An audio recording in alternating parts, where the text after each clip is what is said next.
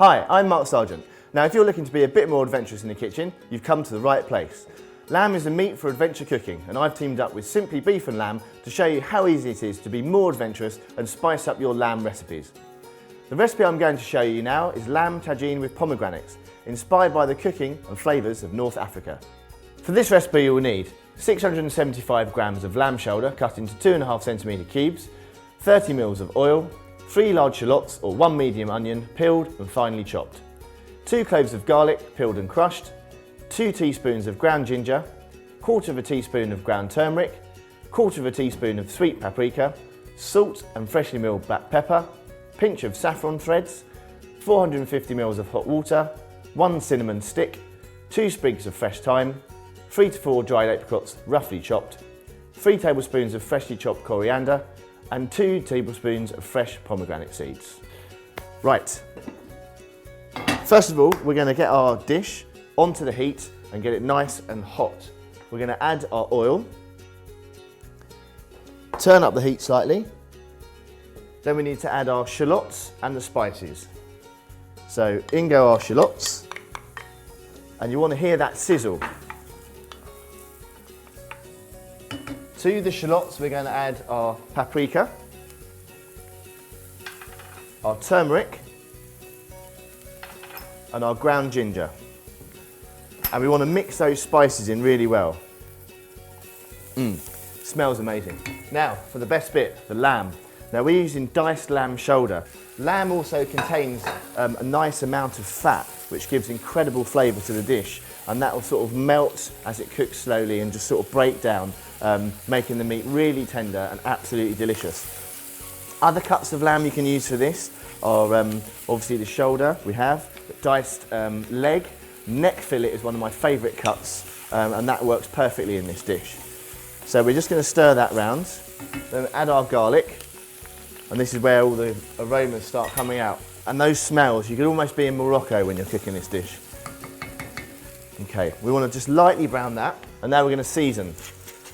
Some salt and pepper, and now we can hear that really sizzling away. So I'm happy with the colour of our lamb now. It's taken on all those amazing spices. You can see everything's mixed through really nicely. Again, the aroma's amazing. And now it's time to go in with the rest of our ingredients. Water. So in we go with our liquid. And again, keep the heat up at this stage. We're going to add our saffron. It's one of those flavours that's synonymous to North Africa and absolutely incredible. So we just want to stir that in. And then something which you might find slightly strange, but cinnamon.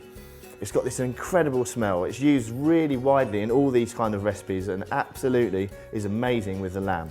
So we just pop our cinnamon stick in there, and you want to leave that in there right to the very end. And then our herb.